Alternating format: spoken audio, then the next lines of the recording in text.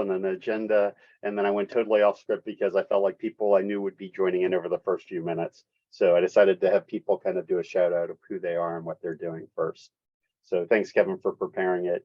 And then also thank you all for doing your introductions. So welcome, everyone. I'm happy to see a good turnout here today, and I know some other folks are just still in the waiting room coming in. We are having this business coaching club meeting, which we intend to have as a recurring monthly meeting, to really help practitioners in the business coaching space to learn best practices and meet other people in the space so that this can be a community for you. We know that there's lots of things going on today in the business coaching arena, debates about should they be certified or not, debates on, ChatGPT and will that play a role, or is the human element so critical in coaching? So these are all things that we might explore in future meetings. Today we have an amazing guest speaker, Christopher Salem. I'll do his introduction in just a minute as well. I'll tell you first a little bit about Eprenz. So the part of the community that you're in today is part of Eprenz. We're a global community that has grown to over 100,000 members. And actually, Julie DeVerne is on from PA Consulting. I started the LinkedIn group while I was at PA Consulting, I don't know, 15 years ago, a long, long time ago.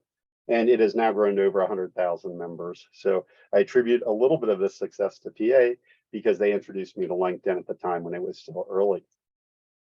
So the major chunk of the community is business coaches and people who are non-local entrepreneurs is typically who our community is comprised of. We also have a business coaching club, which has over 10,000 members in it today. And since we've worked closely with coaches and coaching leaders, including myself being a consultant by background and then a coach over time, and I know the distinction between the two words, I'll say, but sometimes the practice that I have is a combination of the two in some way, helping the clients find their own solutions, but sometimes they want us to also uncover some things or to do some research to help them along the way. So today, one of the things that we're doing in the coaching space is we are coaching leaders, people who want to build practices of coaches. We have some innovative techniques on doing that. We have processes and services to help them, including back office services and software, depending upon the type of coach that they're doing. We use about 20 different software packages that we integrate together, things like Zoom, things that you're probably already using, Calendly, and others.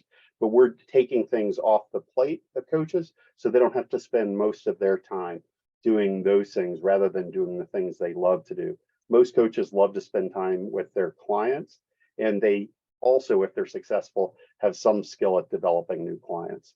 So we can talk more about that if you'd like at another time.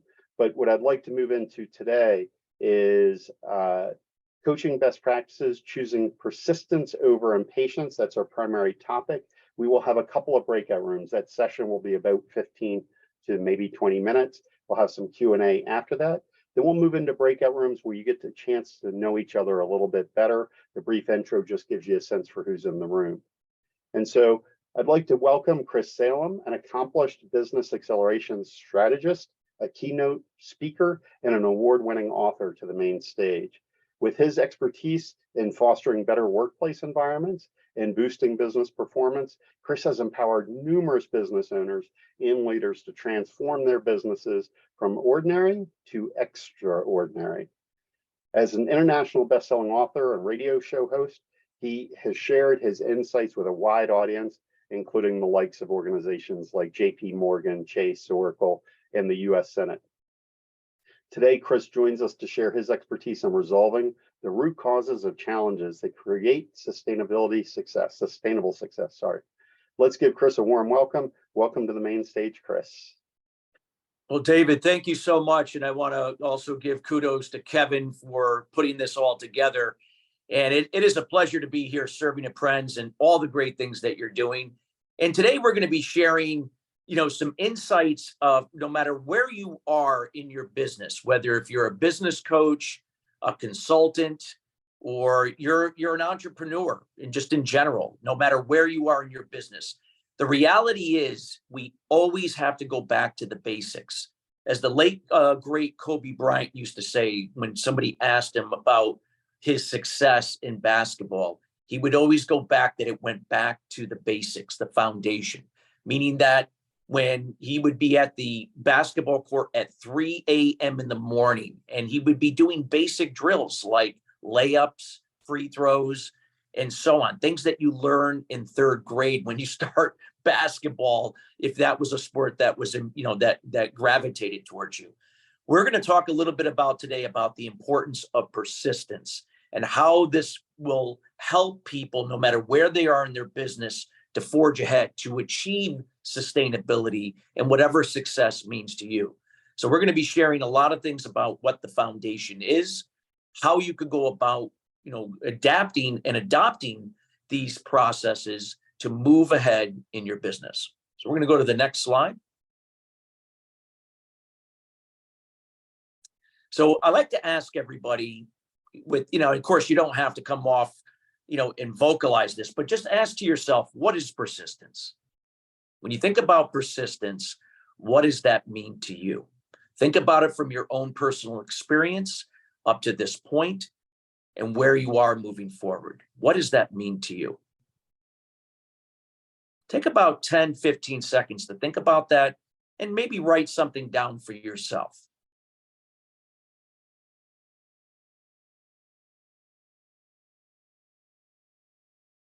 All right, great.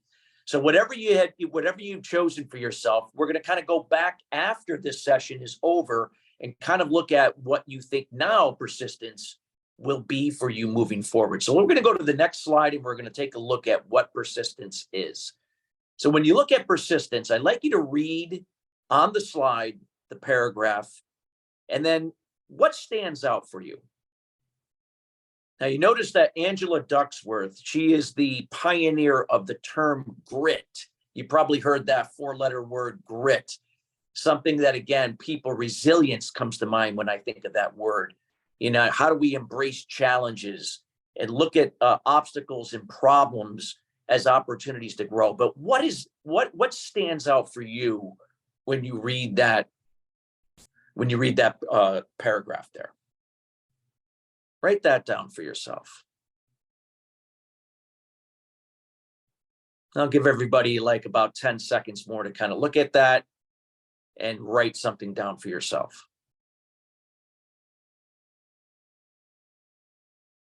All right, great. Well, just again, when we look at persistence, it's the ability to really look at challenges, obstacles, setbacks, problems, whatever that may be, not as something happening to you, but for you. What does that mean? Is something happening to you the same thing as happening for you? Well, there is a difference. When it's happening to you, you see the problems, challenges, and obstacles as something bad that's happening, something you wish wasn't happening in your business.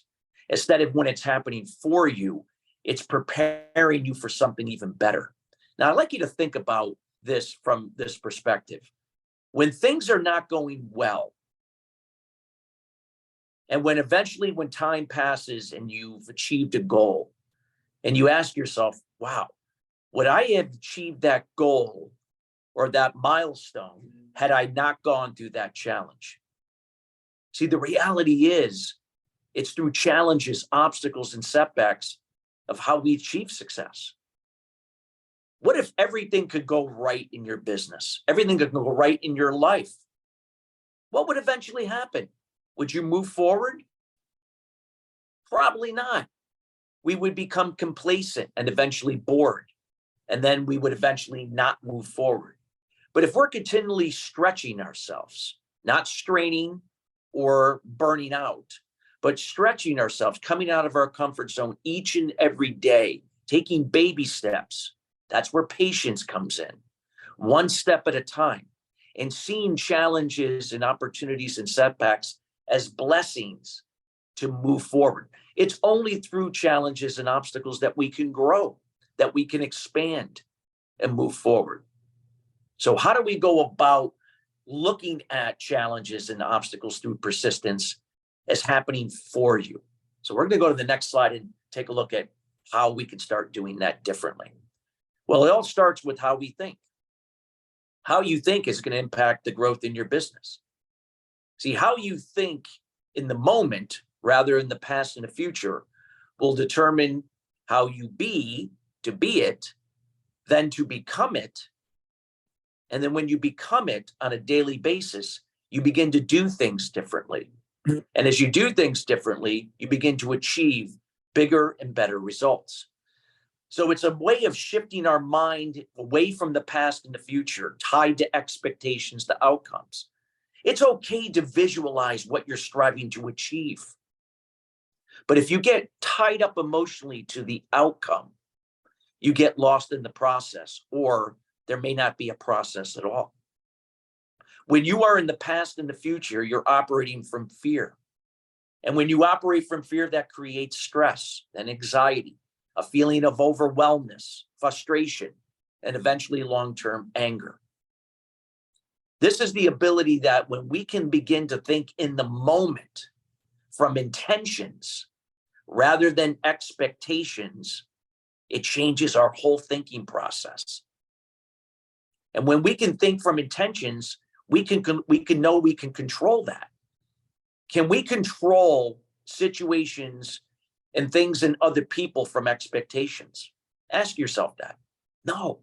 A lot of times why we're fearful or why we're frustrated or have anxiety is because we're caught up in the control we can't control.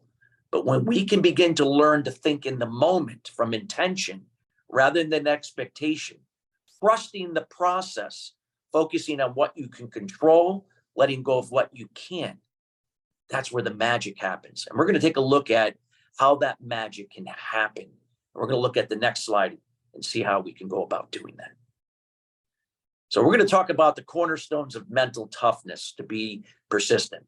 Now, when it comes to mental toughness, it doesn't require that you have to be an Olympian athlete or some extraordinary business professional that was born with this capability, or a Navy SEAL, that type of thing. Anybody, no matter where they're at, can start where they're at to adopt mental toughness. And it starts with the 4 cornerstones of it that I'm going to cover with you now. First is control. It's learning what to control and learning to let go of what we can't control. Well, it's obvious as human beings, we can't control many things. We can't control the economy. We can't control COVID, what's going on in our industry, taxes, death, traffic, whatever that may be. But there are things that we can control.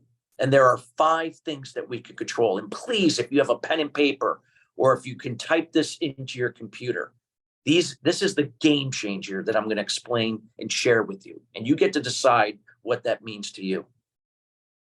Number 1, we can control our communication to ourselves and other people.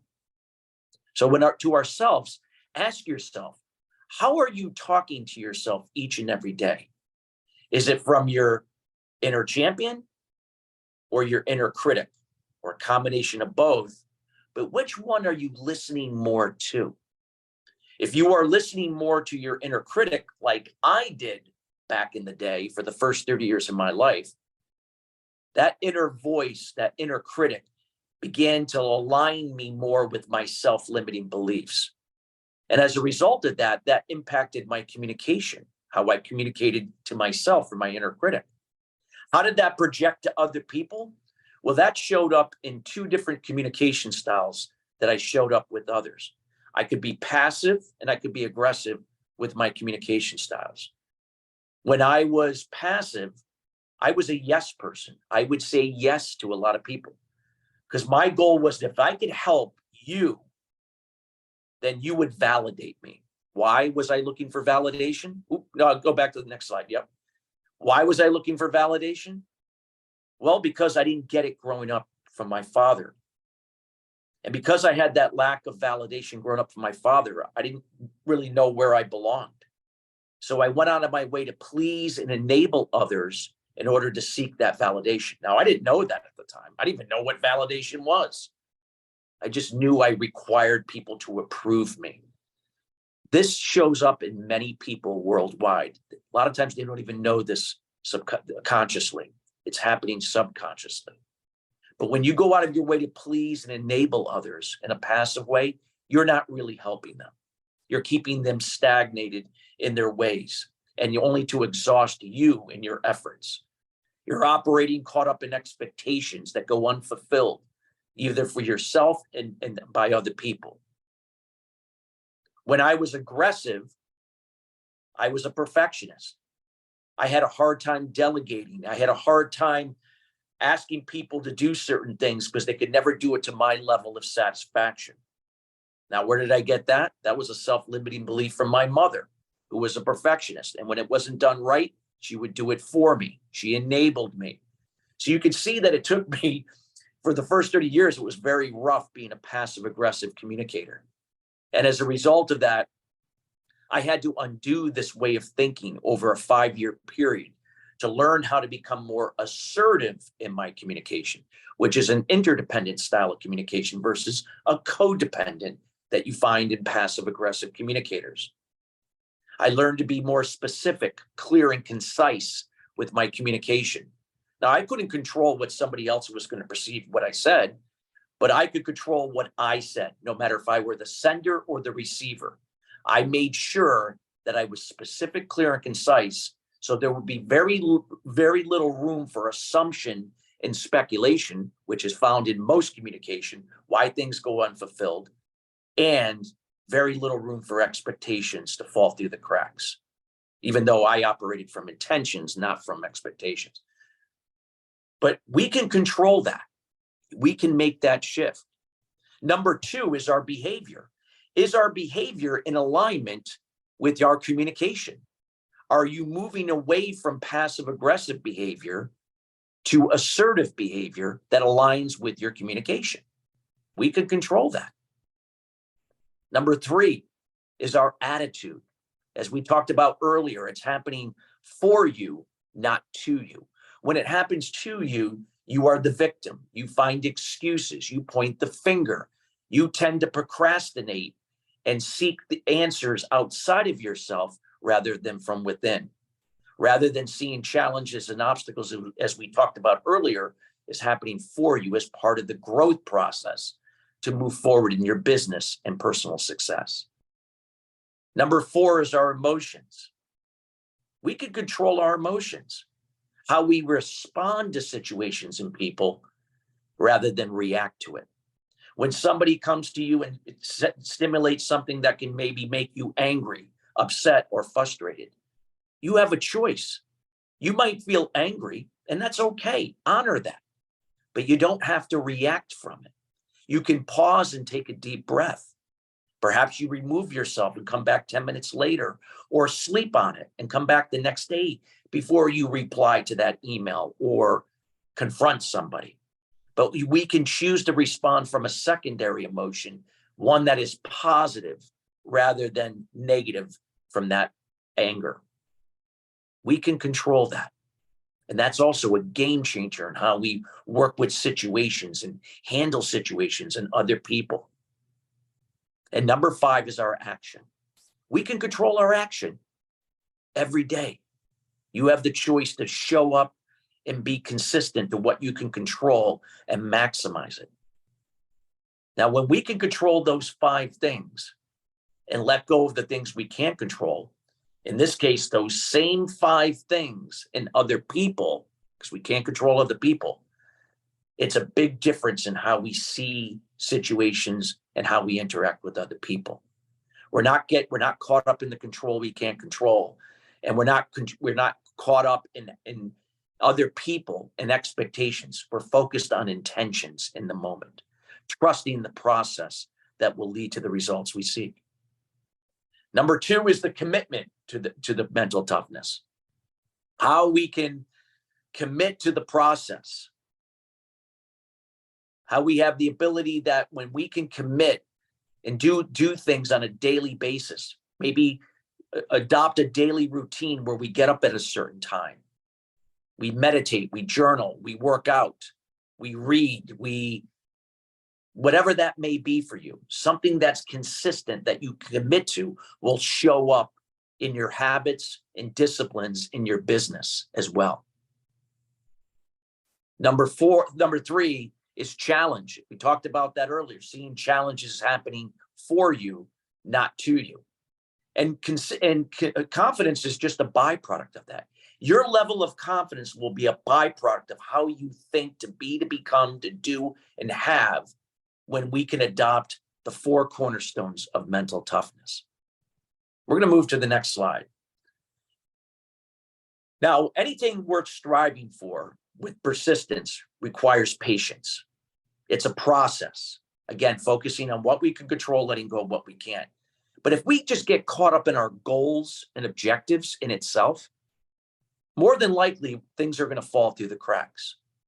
Yes, it's important to break down our goals in a very specific, clear, and concise manner. Breaking them down, if you use SMART goals to make them specific, measurable, achievable, relevant, and time-oriented, all very important. But without having systems in place, achieving goals to the highest level is unlikely. So it's the ability to know that we have to be prepared, yes, to outline our goals and objectives so that we can prepare and execute. We have to also be prioritized correctly, look at what are our must activities that are important and urgent, our shoulds, which are important but not urgent, our coulds that are important and urgent but can be delegated, something that you shouldn't be doing if you're working on your business, not in it. We can delegate to other resources and people. And then finally, the avoid. Why are we getting caught up in things that don't serve us personally or in our business? Eliminating them. That's prioritization, valuing your time to manage it more effectively. Many times people go through time management courses, and I've done tons of training in these areas for corporations and small business owners. And it usually doesn't work because they don't value their time. You can't manage time effectively if you don't value the priorities that are most important. Are they serving you or not? Whether if it's you personally, others, and in your business. And then again, the ability to follow through and making sure that everything that you're prepared for, using resources and executing on those things, allowing these systems to work with you, aligned with you, these are the things that are going to help to move you forward in your business. Go to the next slide. So when we take a look at the law of patience and perseverance, think of this as a process. Yes, patience long-term wins the game. Yes, you have to take action. There are times where we have to move quickly, but it's learning to trust the process. Rome was not built overnight. We have to see everything as something that evolves in time. Sometimes we have to take certain steps backwards to move more steps forward. But when we can shift our thinking into the moment, operating from intentions rather than expectations, this is what helps us to move forward in a more productive, efficient way. And think of what this can do to transform everything in your life. Your relationships with your significant other, your children, your people that work for you in your business, or perhaps your peers or colleagues, your customers, people in your church, your community. Doesn't matter what situation it is. It's seeing perseverance and persistency as a process, something we do daily through discipline and being consistent at it. This is why having a foundation with a daily routine is so important. What is going to be your daily routine? I know for me, it's waking up at 4 a.m. every morning. Been doing it for 25 years. I make my bed to accomplish a small task that will lead to many more throughout the day, focused on the priorities that matter. I meditate for 20 minutes for clarity and focus. I journal, taking out the head trash, things that will interfere with my way of thinking throughout the day. I get that out on paper. I work out 4 days a week. I plank every day. I walk every day. I take a cold shower to shock the senses, eventually warming up the water, of course. Eat a healthy breakfast, read a chapter or two out of a book, and then review my daily goals. I do all of that in a 2-hour period from 4 to 6 before I start my day. Now, I'm not advocating that you have to adopt the same routine. You get to decide what that means to you. But if you look at any successful person, it doesn't have to be monetarily, but person that really has a grasp and really embraces life and lives it to the fullest, will share with you they have a routine and they trust the process and how they think, looking at persistency, being consistent at it, and seeing it as resilience and grit is something that we don't do based on certain situations, but we adopt it each and every day into our daily lives.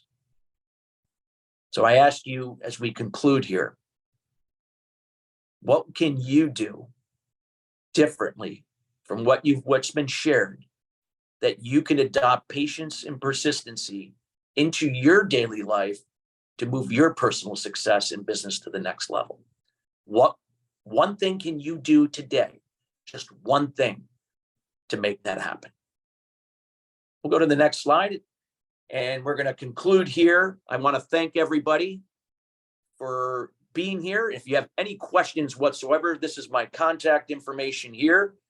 You can either reach out to me at sustainablesuccess.net or christophersalem.net or .com, excuse me. Those are my websites. We also have a business academy as well. And best way to reach me is on LinkedIn or email at chris@christophersalem.com. Again, thank you everybody for being here. And thank you, David and Kevin, for putting this on and the opportunity to serve everyone here today.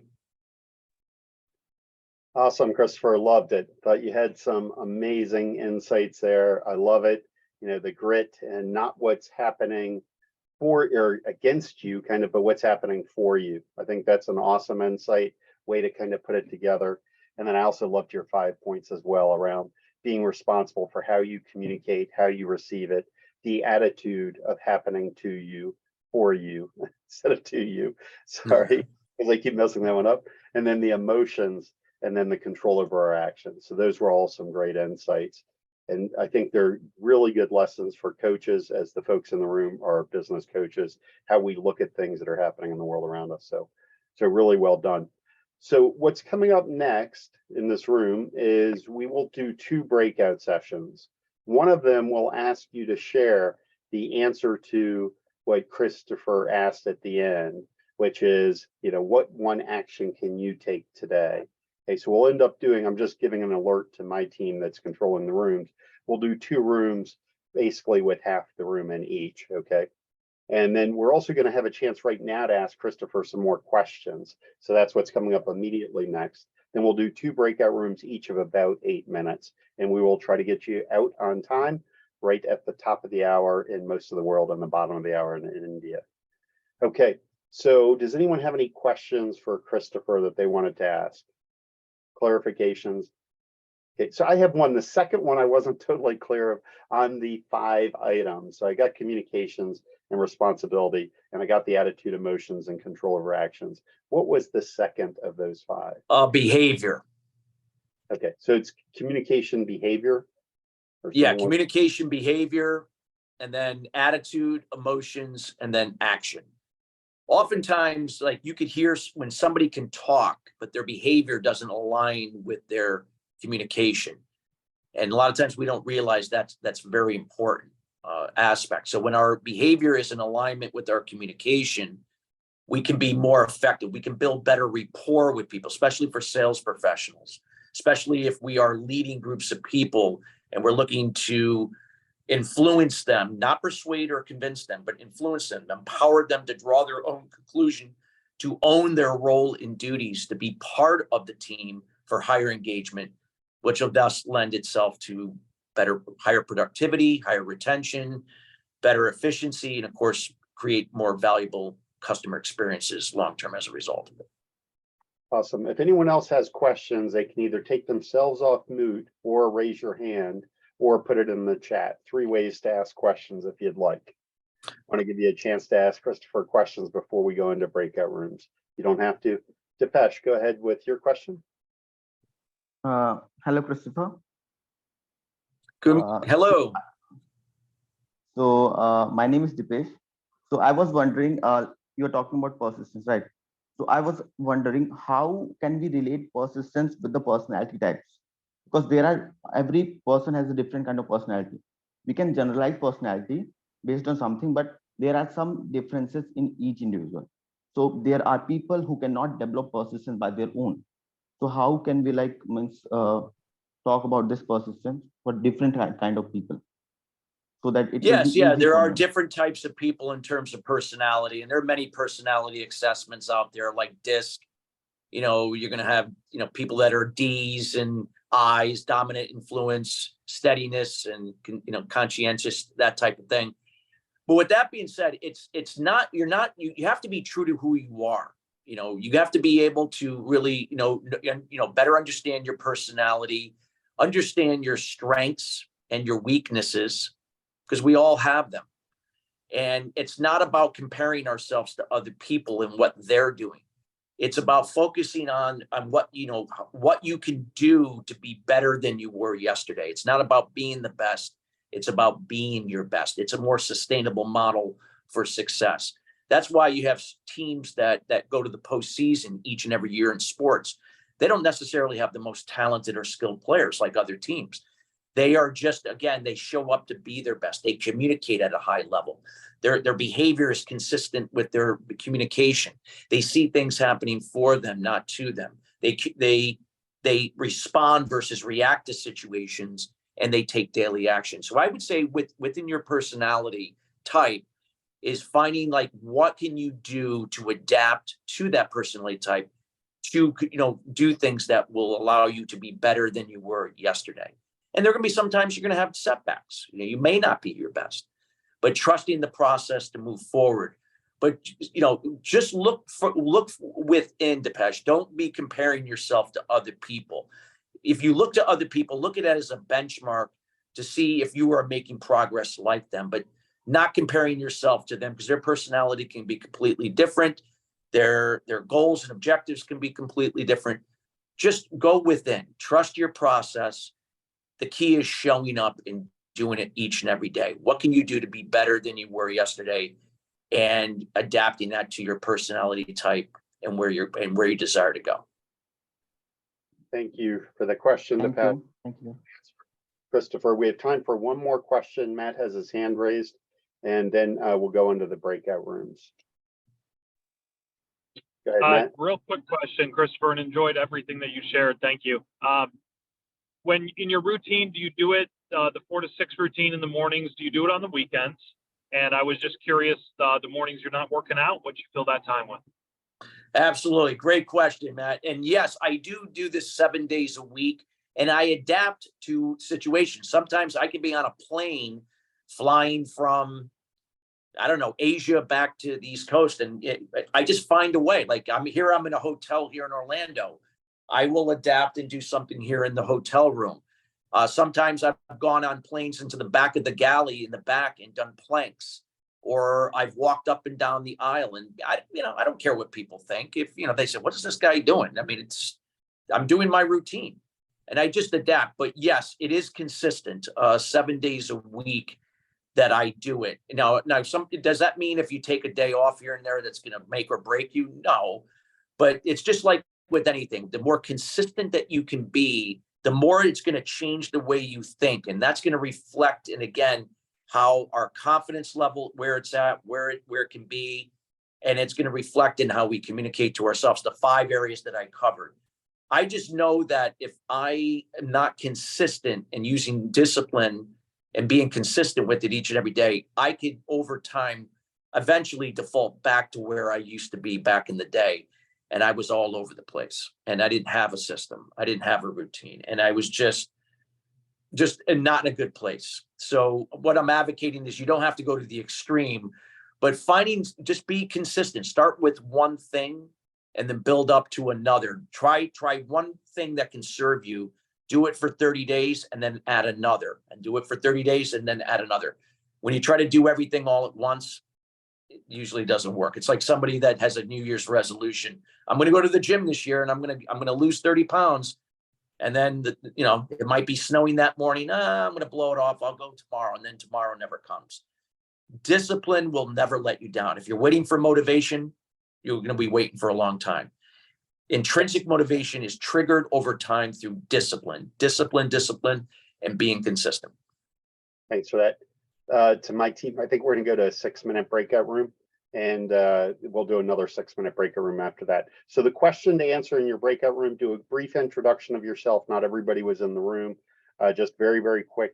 And then what can you do differently to move forward today with information that you had today? The second breakout room, we're going to ask, what would you like this group to be? So if you want to discuss that as well, you can try to discuss it in both. So what would this group be ideally for you? What would you like out of it? Okay, that can be the virtual part of it or the meetings part or other parts. All right, do you want to go ahead and get the breakout room started? I think it's Kevin doing that, might be Interreg. Yeah, I'm opening the breakout. Thank you.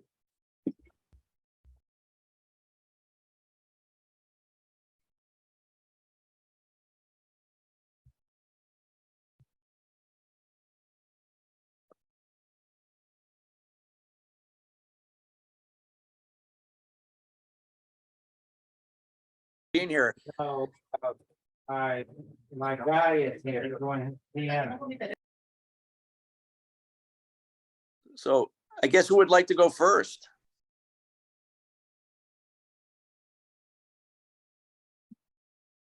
I think we should start with Lucia.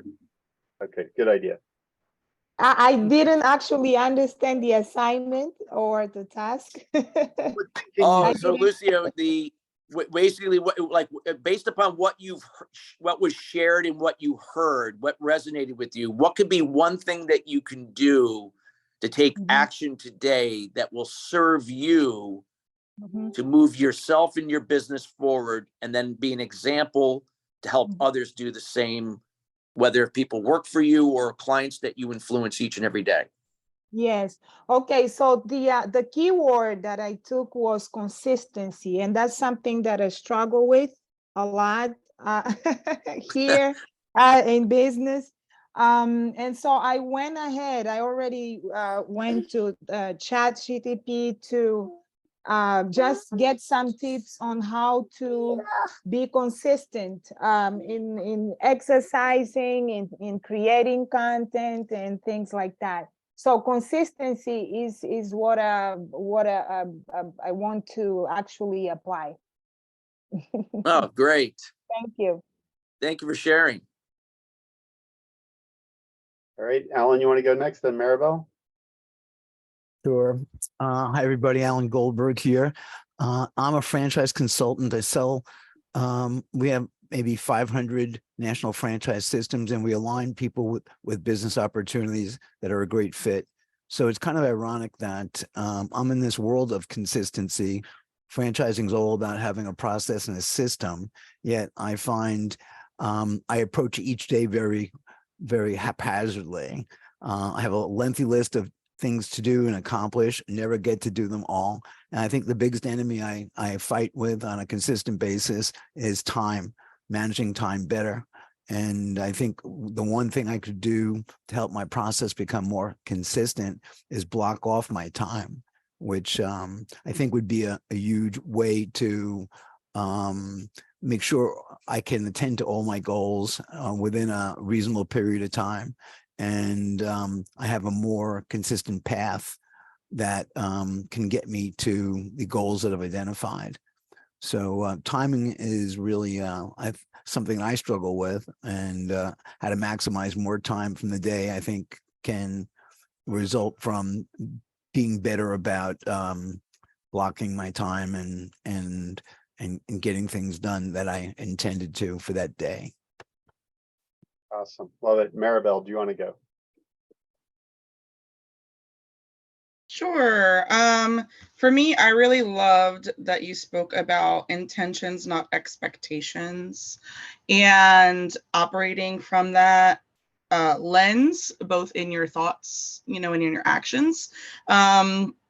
Because, I think intrinsically we all develop these expectations for ourselves and others in our lives. But, when you do that, it tends to go south pretty quickly, because, you know, we are human, and we fail each other all the time, right? We don't meet each other's expectations. So for me, I guess my mental work, that I've been doing, you know, slowly but surely, this is kind of like confirmation, I guess, is to operate more from that intentions, not expectations lens. So thank you for that. Thank you for sharing. Thank you. Anurag, would you like to go next? Oh, sure. Okay, as Christopher has pointed out, to be successful or to be in control, you must have some habits developed, and I admit I don't have any routine or any habit. So the first thing for me is to get one thing done, one thing set for me. And I think I will start with a simple task. Yes, to at least wake up at a particular time. That would be a first step for me. Awesome, love it. For me, what I would say is I will do the transformation of, rather than happening to me, happening for me. When I get frustrated, which I do at times, even though I've done a lot of personal improvement things, being present to this is happening for me and thinking about, okay, how can that move me forward, this thing happening? What actions do I need to take as a result of this happening for me? So that's it. Christopher, do you want to share anything else? Yeah, I would just say I want to thank everybody for being transparent and sharing. And yeah, absolutely. I mean, for me, it's been a journey. You know, I used to think that, you know, for the first 30 years of my life, I was cursed, and, you know, I had a lot of setbacks and challenges. But you know what? In the last 26 years, I've had even more setbacks and challenges. But now, because I see it as a blessing, it's changed everything in my life, personally, with relationships, in my business, and I wouldn't ask for it any other way. So I just thankful for Eprenz for the opportunity to bring great people together, and it had a chance to share it today with all of you. Thanks, Christopher. Looks like the breakout room's closing in a few seconds. See you in the main room. All right, welcome back, everyone. That was great. We had a great breakout room. I hope the other breakout room had a great breakout room too. Let's mix up who's in the room, and let's go into another one. As we set up the other one, I'll just quickly say Eprenz is on a mission to make a meaningful difference for 100,000 entrepreneurs all over the world, regardless of their differences. And I left off 2 words. The 2 words are social impact. So we're on a mission to make a meaningful difference to 100,000 social impact entrepreneurs all over the world, regardless of their differences. James, good to see you again. Good to see some other folks who joined in as well. Kevin or Anurag, do you want to do the next breakout room? Get it going. You just randomly assign. Yeah.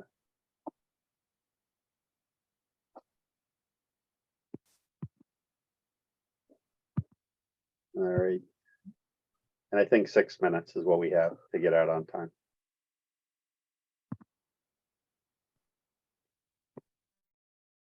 All right.